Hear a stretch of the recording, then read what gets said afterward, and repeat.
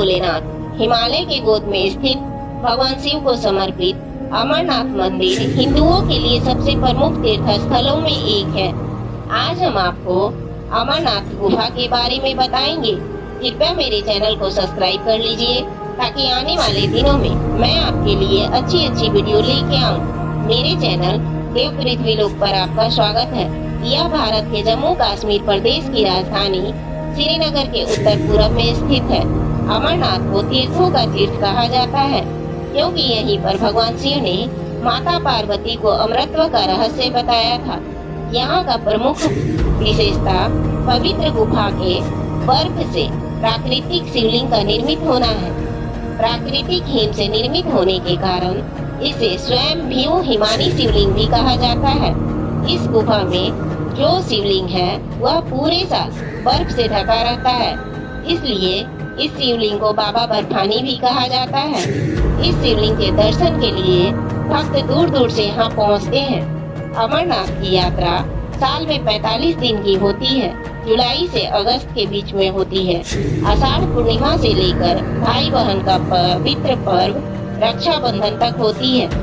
यहाँ के पावन गुफा में हर साल बर्फीली बूंदों से शिवलिंग का निर्माण होता है। इसे श्रद्धालु दैवीय चमत्कार मानते हैं। इस गुफा में माना जाता है कि जब भगवान शिव ने माता पार्वती को अमरत्व का मंत्र बताया था, तभी वहाँ 2 कबूतर उस मंत्र को सुन रहे थे। तभी से वह अमर हो गए और कबूतरों का वह जोड़ा उस पावन गुफा के अंदर ही रहते हैं। जिस किसी को भी उन कबूतरों के जोड़ों का दर्शन होता है वे बहुत ही भाग्यवान माने जाते हैं। माना जाता है चंद्रमा के घटने बढ़ने के साथ साथ इस बर्फ का आकार भी घटता बढ़ता है। सावन पूर्णिमा को यह अपने पूरे आकार में आ जाता है और अमावस्या तक धीरे धीरे छोटा हो जाता है। आश्चर्य की बात यह है कि शिवलिंग ठोस बर्फ से बना होता है, जबकि गुफा में आमतौर पर कच्ची बर्फ ही होती है जो हाथ में लेते ही फुरफुरा जाते हैं। मूल अमरनाथ शिवलिंग से कई फीट दूर गणेश भैरव पार्वती के वैसे ही अलग हिमखंड है। यह भी माना जाता है भगवान शिव माता पार्वती को एक ऐसी कथा सुनाई थी जिसमें अमरनाथ की यात्रा और उसके मार्ग में आने वाले अनेक स्थानों का वर्णन है। यह कथा कालांतर में अमरनाथ में विख्यात हुई।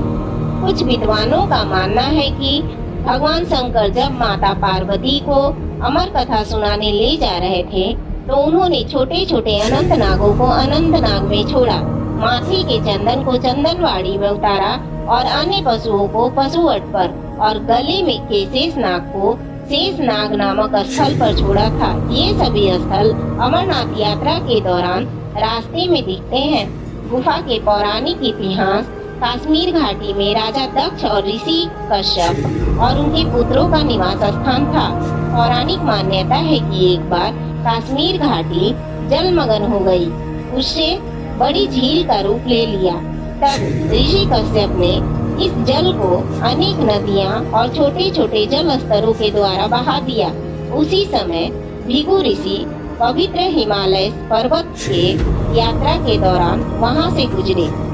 तब जल स्तर कम होने पर हिमालय के पर्वत श्रृंखलाओं में सबसे पहले भृगु ऋषि ने अमरनाथ की पवित्र गुफा और बर्फ से बने शिवलिंग को देखा। माना जाता है तब से यह स्थान शिव आराधना और अमरनाथ यात्रा के प्रमुख देव स्थल बन गया, क्योंकि यहाँ भगवान शिव ने तपस्या की थी।